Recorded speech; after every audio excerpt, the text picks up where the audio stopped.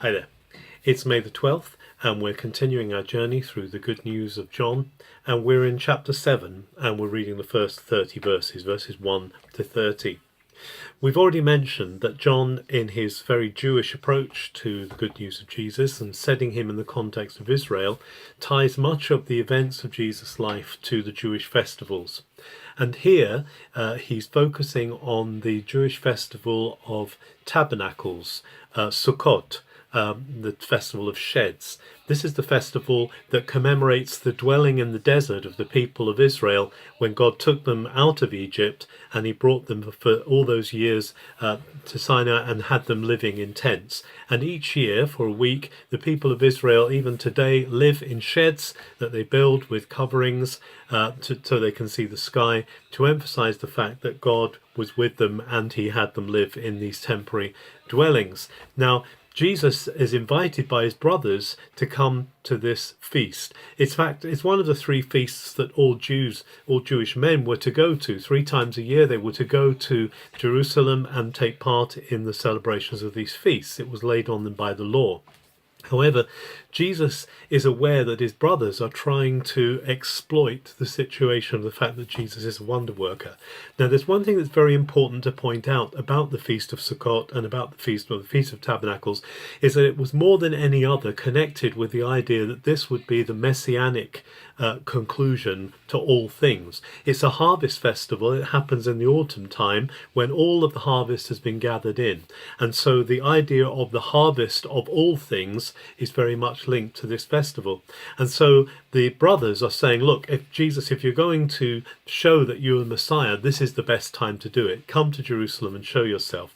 Jesus says, no, he's not going to. And then, of course, when they've gone, he then goes and does appear. Now, we may think that that's Jesus being fraudulent. You may think Jesus is deceiving his brothers. But one thing we remember Jesus says is that he does nothing except what he sees his Father do. When his brothers ask him to go, Jesus hasn't heard from the Father that this is the time to go. But then Jesus hears from his Father, this is the time to go. This is the time to be in Jerusalem. And so Jesus goes to the feast. He appears in the temple. He begins teaching there. And people are amazed. They've been looking for him. Surely he's going to turn up. Is this Jesus? Is this the one who is going to be the Messiah? Is this the one, this wonder worker, the one who's healed this man on the Sabbath, which has caused so much of a furore and an uproar? Is he going to be the one who appears and teaches? When he does come and teach in the temple, they're amazed because he's not like one of the Jewish leaders who is well trained. They say he hasn't been trained. He hasn't been schooled in the ways of the rabbis. Jesus says, no, because I'm speaking the words of the one who sent me. And when they start questioning that, some say he has a devil, others say this is a good man.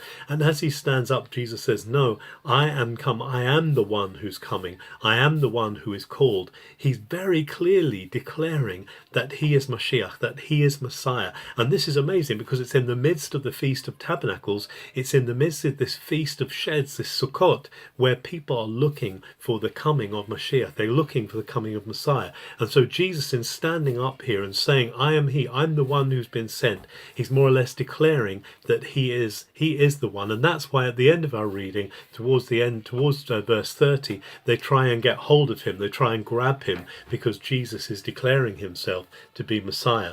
He's going to go on and do even more of that in the next reading that we have, which is connected with the last day of the feast, which we'll see.